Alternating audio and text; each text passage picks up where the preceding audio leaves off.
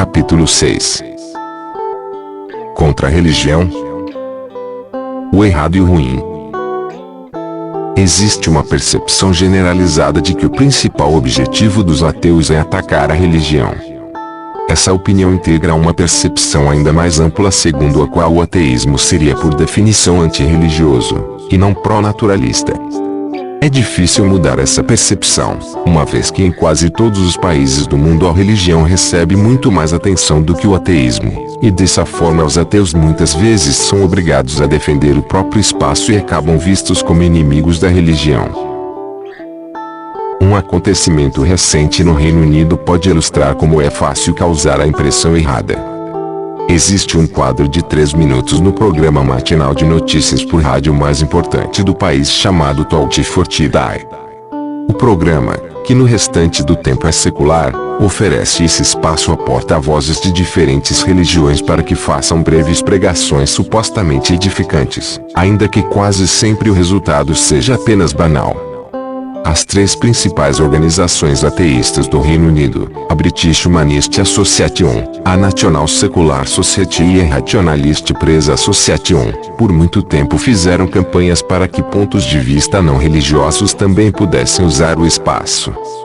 Não se trata de excluir a religião, mas essas instituições estão compreensivelmente aborrecidas e irritadas, uma vez que a exclusão do ateísmo mais uma vez dá a impressão de que apenas as religiões podem falar com autoridade sobre questões de ética e de princípios. Quando uma carta protestando contra a exclusão dos ateus assinada por várias figuras de prestígio na vida pública recebeu a atenção da mídia, inúmeras pessoas viram a campanha como um ataque mesquinho dos ateus contra a religião. Pouco resolveu a BBC ter oferecido um espaço alternativo a um oponente da religião bastante agressivo, que previsivelmente usou a oportunidade de maneira hostil, assim como inúmeras feministas que lutam apenas por direitos iguais foram ridicularizadas com acusações de que odeiam os homens. Os ateus que se opõem ao monopólio da religião sobre os valores educacionais são taxados de antirreligiosos. Os ateus são necessariamente antirreligiosos em um único sentido, no de acreditar que as religiões são todas falsas. Mas, nesse sentido do prefixo anti, podemos dizer que inúmeros os muçulmanos são anticristãos, inúmeros cristãos são antijudeus, inúmeros protestantes são anticatólicos e assim por diante. Mesmo assim, seria mais adequado não chamar nenhum desses grupos de anti simplesmente porque não concordam uns com os outros. Taxar um grupo de anti sugere mais do que uma simples discordância, sugere hostilidade, e os ateus não são necessariamente mais hostis em relação aos religiosos do que os judeus seriam necessariamente hostis em relação aos hinduístas. Claro, existem ateus antirreligiosos, como também existem católicos antiprotestantes e vice-versa. Mais adiante pretendo investigar os motivos dessas atitudes hostis. Mas essa hostilidade não é inevitável nem necessária ao ateísmo. A oposição feita pelo ateísmo à religião é em essência uma oposição à verdade da religião. Dessa forma, qualquer defesa do ateísmo precisa enfrentar o desafio representado pela crença religiosa. Afinal de contas, muitas pessoas inteligentes são religiosas, e o ateísmo não pode se limitar a desconsiderar a crença religiosa simplesmente alegando que se trata de uma superstição estúpida. Creio ter demonstrado que as evidências que sustentam o ateísmo são muito persuasivas. Para completar o argumento, no entanto, precisamos analisar os méritos da alternativa preferida pela maioria. Argumentos a favor da existência de Deus. Se você pegar qualquer livro de introdução à filosofia da religião, vai encontrar vários argumentos tradicionais a favor da existência de Deus. Demonstrar por que todos esses argumentos são furados é uma diversão e tanto, mas a meu ver não vale a pena gastar tempo com isso porque continuamos sem saber o que leva as pessoas a adotarem uma religião. Essa não é uma opinião pessoal, mas uma opinião sincera de várias pessoas religiosas que passaram muito tempo a refletir sobre o tema. Posso citar como exemplo Peter Vardy, filósofo cristão e autor de vários livros importantes sobre filosofia da religião que considera esses argumentos uma perda de tempo. Russell Stannard, o importante físico que escreveu um livro sobre evidências para a existência de Deus chamado Tigor Experimente, afirmou: "Eu não tenho que acreditar em Deus. Eu sei que Deus existe, é assim que me sinto." Em outras palavras, as evidências e os argumentos não servem para muita coisa, o que conta de verdade é a convicção pessoal. Mas nesse caso, qual seria a verdadeira função dos argumentos a favor da existência de Deus? A explicação que Vardy oferece para o projeto de Aquino ao formular diversas versões do argumento parece ser a mais convincente. Acho que ele estava tentando mostrar aos que acreditavam, e todo mundo acreditava, que essa crença era racional, disse. Não sei se esses argumentos foram concebidos como provas isoladas. Vardy está basicamente definindo uma forma de argumentação chamada de apologética. A função desses argumentos não é demonstrar que Deus existe, mas demonstrar que a crença em Deus não pressupõe nenhuma irracionalidade. Trata-se de conciliar a crença e a razão, não de provar que uma pode ser justificada através da outra. Para deixar a diferença mais clara, façamos uma analogia. Um noivo acorda na manhã do casamento e descobre que a noiva desapareceu sem deixar pistas. Sem nenhum motivo racional, passa a acreditar que a noiva fugiu para a América do Sul para se reencontrar com um antigo namorado. Não existe fundamento racional para a crença do noivo, mas isso não significa que essa crença seja contrária à razão. Desde que uma crença esteja de acordo com as evidências, ela pode adequar-se e, em certos casos, justificar-se através da razão. Acho que os argumentos tradicionais a favor da existência de Deus funcionam da mesma forma. Eles não provam que Deus existe. Na melhor das hipóteses, demonstram que a crença na existência de Deus é consistente com a racionalidade e com as evidências. Tentam demonstrar que a existência de Deus, mesmo que não esteja comprovada, é compatível com a razão, como acontece no caso do noivo. Mas então o que são esses argumentos? Não quero discuti-los em muito detalhe, mas parece-me que vale a pena esboçar a forma geral que assumem e explicar por que são inadequados, em especial porque diferentes versões desses argumentos são muitas vezes empregadas pelos religiosos como um ataque contra o ateísmo. O argumento cosmológico. O argumento cosmológico afirma, em resumo, que se tudo precisa ter uma causa, o universo não seria exceção. A única força capaz de dar conta de um trabalho dessa envergadura seria Deus, ou pelo menos a melhor hipótese para explicar as causas do universo seria Deus. O argumento cosmológico surge toda vez que alguém diz para o naturalista: "Ah, mas se o universo começou com o Big Bang, o que causou o Big Bang?" A meu ver, esse argumento é um verdadeiro horror, uma desgraça para o bom nome da filosofia, e meu único objetivo ao discuti-lo é desmascarar a pobreza do pensamento que o fundamenta. Uma das muitas falhas imperdoáveis nesse argumento é que ele se baseia nos mesmos princípios que tenta refutar. Os princípios intuitivos por trás do argumento são que nada pode existir sem causa e que a causa de qualquer coisa enorme e complexa precisa ser ainda mais enorme e mais complexa. Mas no fim o argumento cosmológico postula a existência de Deus como algo simples que dispensa qualquer tipo de causa. Se é possível que Deus exista sem nenhuma causa maior do que o Deus, porque o universo não poderia existir sem nenhuma causa maior do que o próprio universo. Os princípios desse argumento valem ou não valem?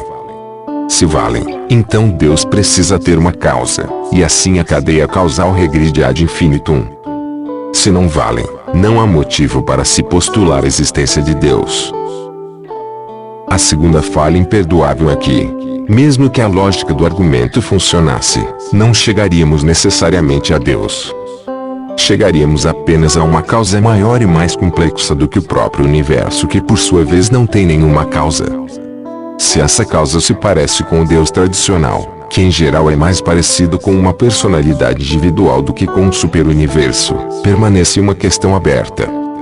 O argumento não consegue demonstrar que a causa do universo seja necessariamente algo parecido com Deus. Visto como um exemplo de apologética, no entanto, podemos compreender os méritos desse argumento, graças ao qual as pessoas podem reconciliar as crenças religiosas com tudo o que sabemos a respeito do universo. A suposição de que o Big Bang tenha sido causado por Deus não contraria nossa razão, e é possível que todas as coisas no universo necessitem de uma causa e que essa cadeia causal termine em Deus, já que precisa terminar em algum ponto.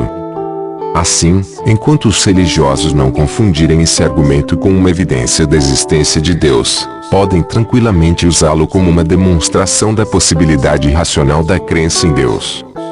Mesmo assim, permanece aberta a questão da justificativa para a crença em Deus, que pretendo abordar a seguir. Esse argumento precário também exige cuidado, porque em essência postula a existência de um Deus das lacunas. Deus é invocado para explicar aquilo que hoje não sabemos explicar. Essa é uma estratégia perigosa. Afinal, em outros tempos Deus foi invocado para explicar toda sorte de fenômenos naturais que mais tarde pudemos compreender, e assim precisou se afastar cada vez mais rumo ao desconhecido. Nesse caso, Deus se escondeu atrás do estopim que deu início ao universo. Mas nesse ritmo os religiosos logo vão ter problemas para encontrar mais lugares onde esconder Deus. O argumento teleológico. Esse é mais um péssimo argumento que compara o universo a um mecanismo como um relógio. Se você encontra um relógio, é necessário que ele tenha sido feito por um relojoeiro.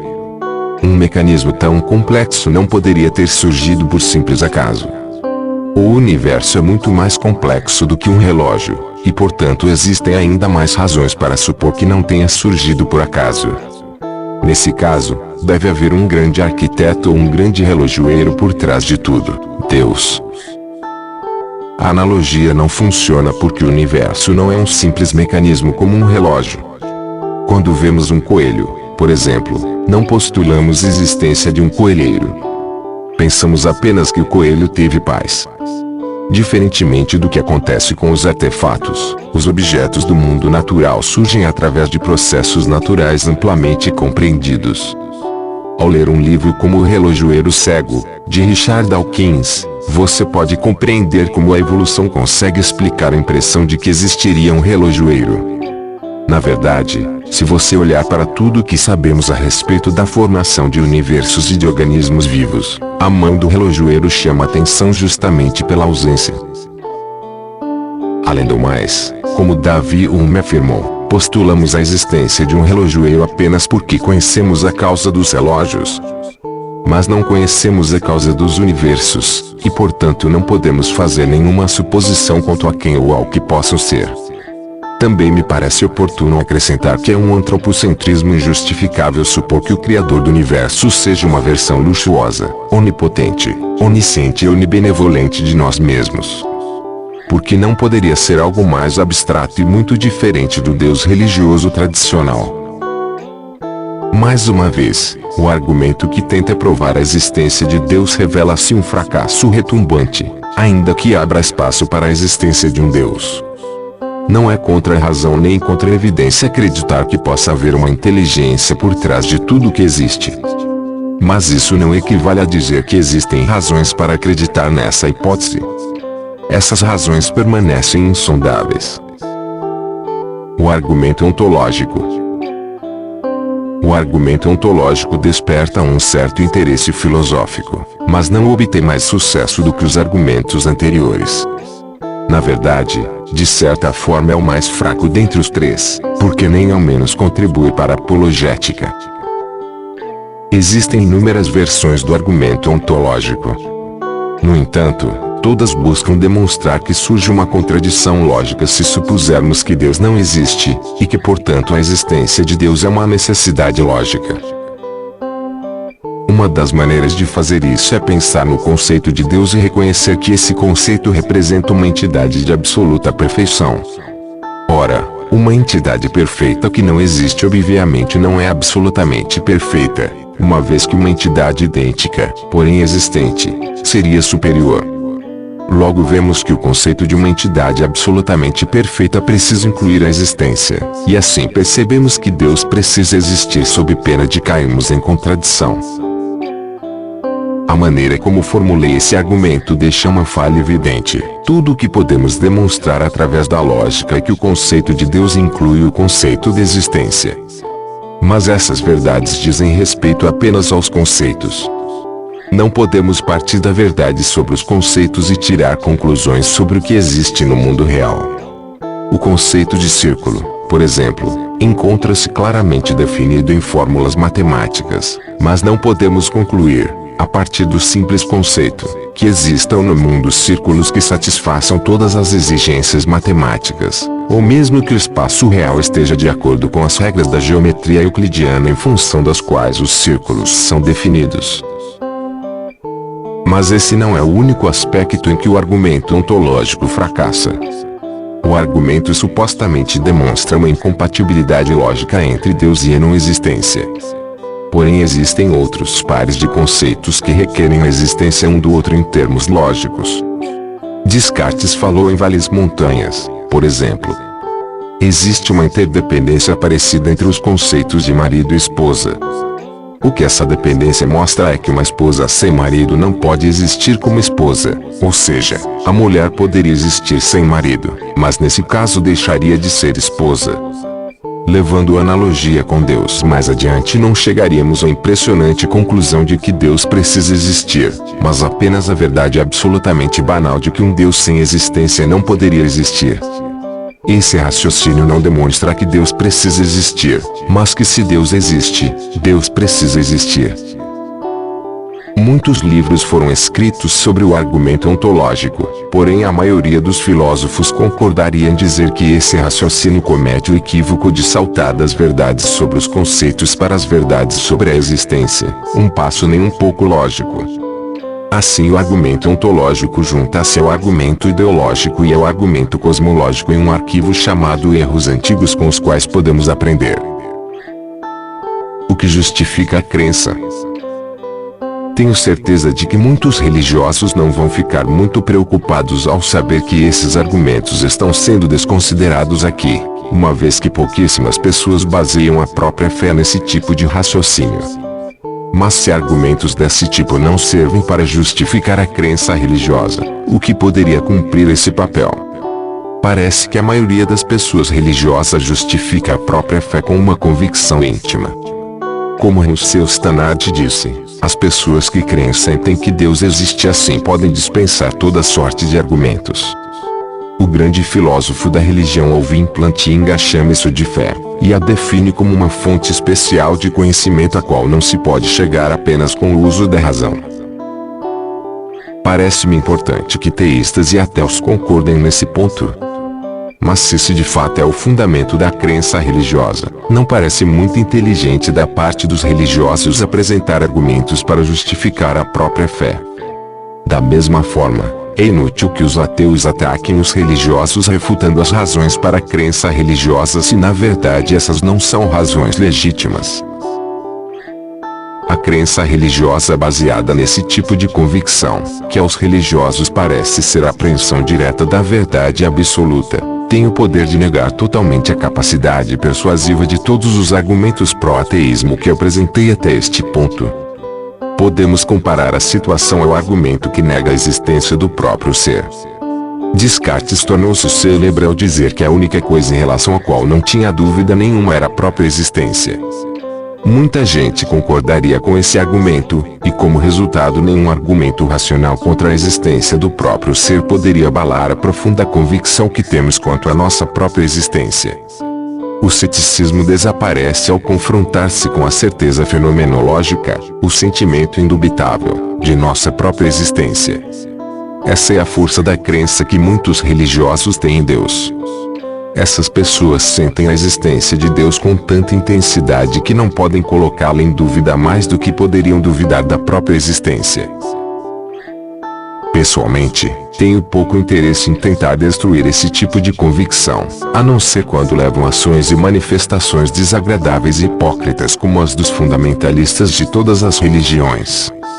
Mesmo assim, eu gostaria de dizer duas coisas que podem interessar aos religiosos que se encontram dispostos a pelo menos questionar a própria crença e aos ateus que tentam compreender melhor a crença religiosa. A primeira é que temos de tomar muito cuidado com tudo que não admite dúvidas. Não admite dúvidas muitas vezes significa apenas não quer duvidar ou não consigo imaginar que a coisa posta em dúvida não seja verdade. Os religiosos podem ter a impressão de que não poderiam duvidar da existência de Deus mais do que poderiam duvidar da própria existência, mas isso não pode ser uma verdade universal. Muita gente perde a fé em Deus, mas nenhuma pessoa mentalmente equilibrada perde a fé na própria existência, embora haja quem, depois de muita reflexão filosófica, perca a fé naquilo que imaginava ser a própria personalidade. Para os que se dizem incapazes de conceber a possibilidade de que Deus não exista, sugiro que se esforcem um pouco mais. Que tentem imaginar como é ser ateu.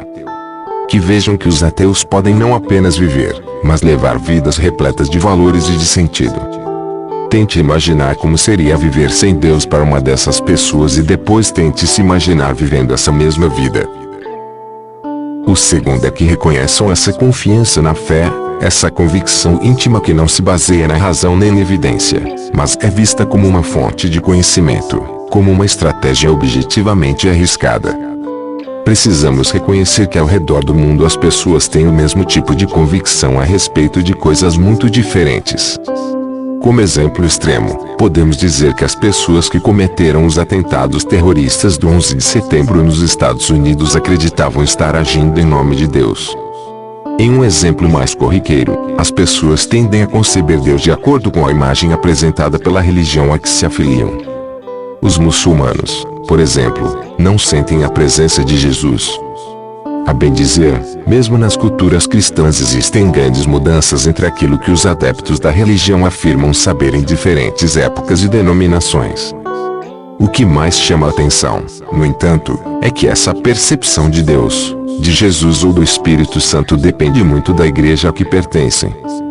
Esse não é um simples detalhe técnico que possa ser ignorado à luz da doutrina da Trindade, segundo a qual as três pessoas formam parte de um Deus único. Existem várias passagens na Bíblia em que Jesus se refere a Deus como uma entidade à parte. Por que me chamas bom? Teria dito, ninguém é bom senão só Deus. Marcos 10:18 e Lucas 18:19. Essas passagens mostram por que a diferença entre as três pessoas da Trindade é importante para os cristãos e por que parece estranho que diferentes adeptos da religião estejam convictos da existência de uma das três. Para muitos ateus, a simples constatação de que o mesmo princípio, a convicção pessoal, seja usado para justificar a crença em religiões diferentes e incompatíveis entre si já basta para demonstrar que essas convicções não podem embasar de maneira consistente a crença religiosa. Isso acontece porque o mesmo tipo de convicção embasa todas as religiões, mas nem todas podem ser verdadeiras. Um argumento usado para justificar diversas crenças incompatíveis entre si não pode ser uma base sólida para qualquer tipo de crença. Os religiosos provavelmente insistirão em responder que não podem falar pelos outros e que não podem mudar o que sentem. Mas confiar nessas convicções pessoais, mesmo com todas as evidências contundentes de que não são uma fonte segura de conhecimento, uma vez que convencem as pessoas de coisas radicalmente diferentes e incompatíveis entre si, é na melhor das hipóteses arriscado, se não uma temeridade. É por esse motivo que muitos teólogos falam sobre o risco da fé. A fé é efetivamente um risco porque contraria raciocínios e evidências confiáveis em nome de raciocínios e evidências de foro íntimo que não são confiáveis. Por esse motivo as evidências e os argumentos sempre vão favorecer o ateu, mas pelo mesmo motivo também sempre vai haver pessoas religiosas. Ateísmo militante. Embora eu já tenha dito que o ateísmo não é necessariamente hostil à religião, existem ateus hostis, e não apenas as religiões fundamentalistas, que atraem não apenas a hostilidade dos ateus mas também dos religiosos moderados. O que chamo de ateísmo militante é o ateísmo ativamente hostil à religião. Nesse contexto, hostil exige mais do que uma simples discordância, por mais profunda que seja, exige um sentimento próximo ao ódio que se caracteriza por um desejo de erradicar todas as formas de crença religiosa. Em geral, os ateus militantes fazem duas alegações jamais feitas por ateus moderados. A primeira é de que a religião é demonstravelmente falsa ou absurda, e a segunda é de que a religião é sempre perniciosa. Primeiro vamos analisar a acusação de falsidade. Se tivermos em mente tudo o que já argumentei sobre a necessidade que a fé tem de ir além de muitas vezes ignorar evidências e argumentos contundentes, talvez pareça tentador concluir que a religião é irracional. No entanto, o problema com essa acusação é que muitas vezes a discórdia entre ateus e religiosos diz respeito justamente aos limites da racionalidade das evidências no contexto de uma crença. O religioso vê a relutância do ateu em acreditar em qualquer coisa que não esteja de acordo com argumentos e evidências como demasiado restrita. Em geral, os religiosos afirmam que os ateus precisam abrir o coração a Deus ou então que demonstram arrogância ao afirmar que os padrões normais de racionalidade bastariam para explicar todos os mistérios da existência. Em última análise, essa linha de raciocínio chega à conclusão de que a religião parece irracional quando julgada de acordo com certos padrões, mas não além deles. Um bom exemplo do conflito que surge entre esses dois pontos de vista pode ser visto em um dos melhores argumentos na filosofia da religião, o chamado problema do mal. Em geral, este é considerado um argumento contra a existência de Deus.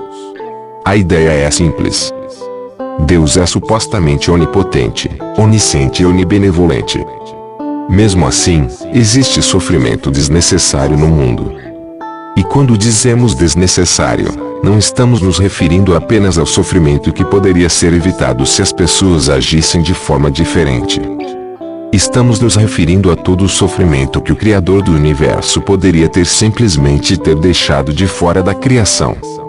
Para dar um exemplo, não parece haver motivo para que Deus criasse um universo onde exista sofrimento extremo e doenças terríveis.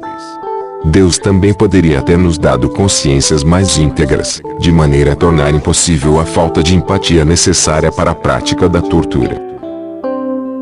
A existência de sofrimento evitável no mundo parece ser um fato inegável.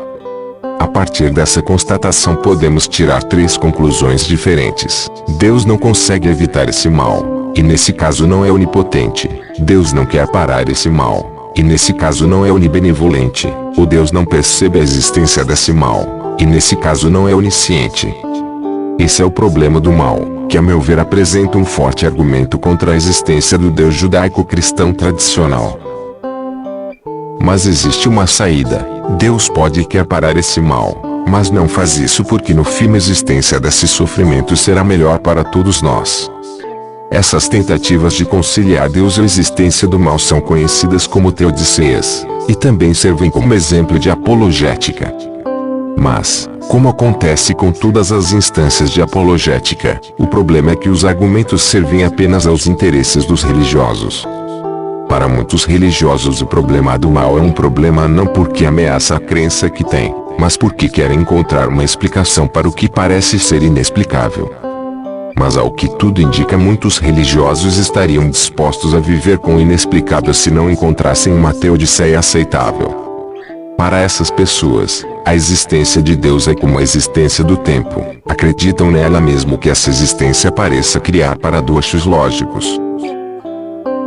Para os ateus, o problema do mal exige uma resposta, e a impossibilidade de encontrá-la mais uma vez depõe contra a existência de Deus. Para o religioso, uma solução seria desejável, mas não imprescindível. Para os ateus militantes, isso prova que os religiosos efetivamente abandonaram os conceitos tradicionais de verdadeiro e falso. A relutância em ver qualquer tipo de problema nessas contradições demonstraria que os religiosos são pessoas com crenças irracionais.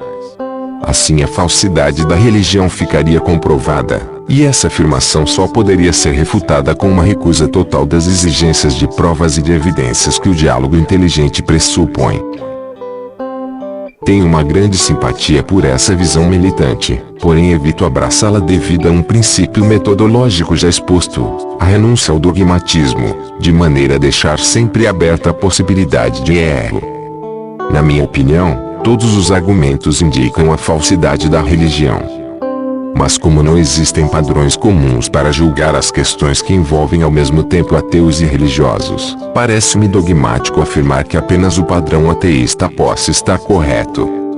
Para mim é suficiente que os argumentos e as evidências apontem para a falsidade da religião.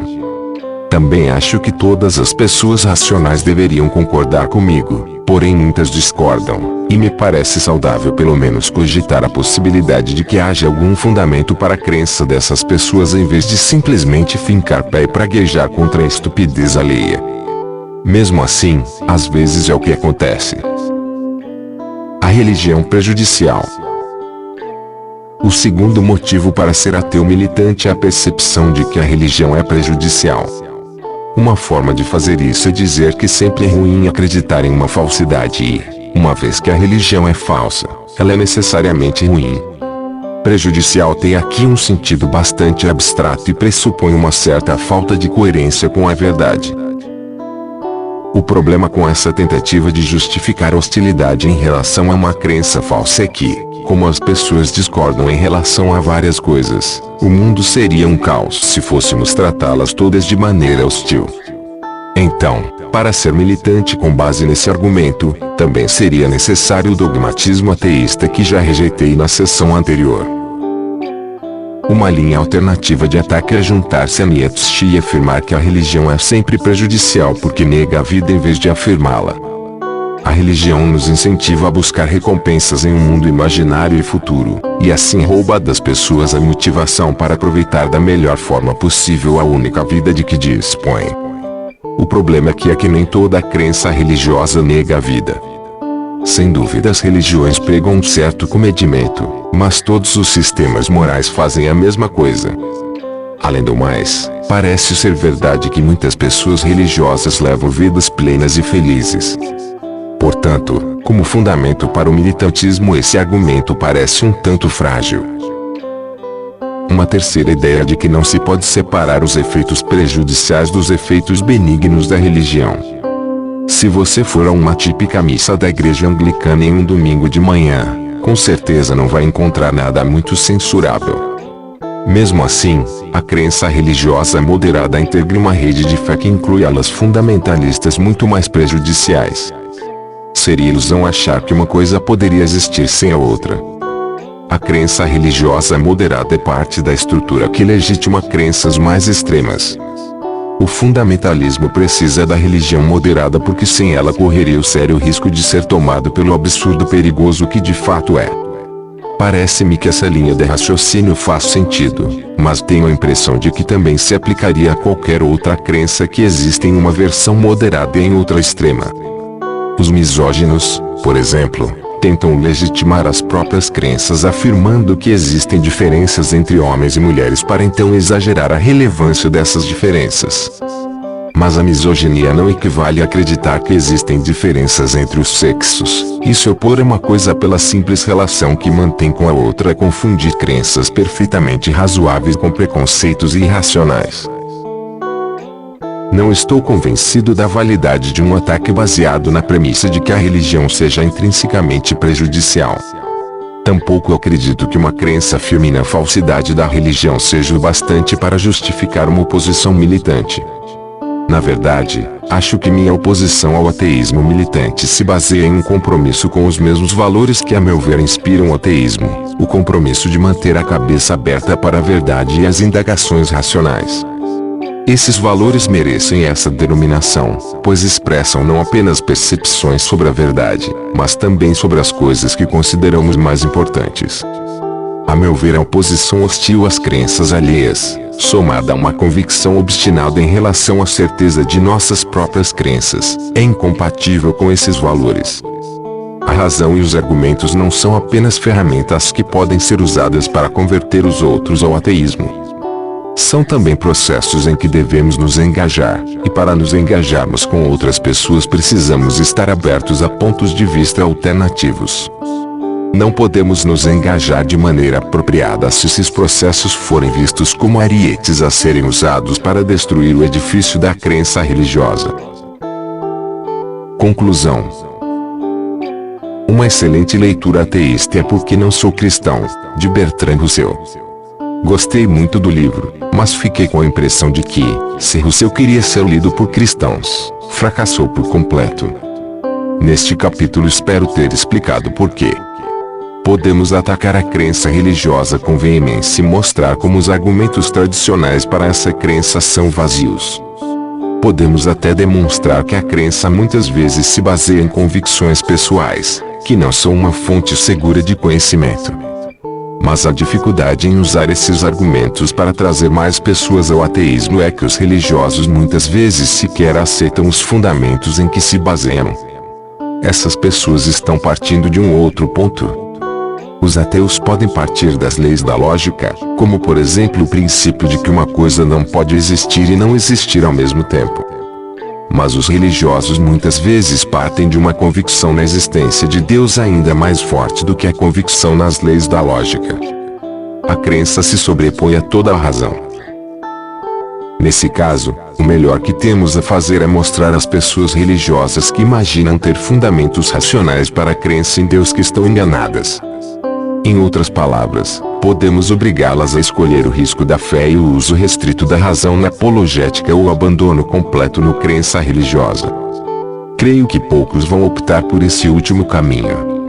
Porém, quanto mais pessoas agirem dessa forma, menos convicções religiosas serão passadas adiante pelos pais, pelos educadores e pela igreja, e no fim a razão vai se fortalecer. Assim a religião diminuiria não como resultado de um grupo de ateus vociferando condenações, mas graças ao surgimento gradual da razão.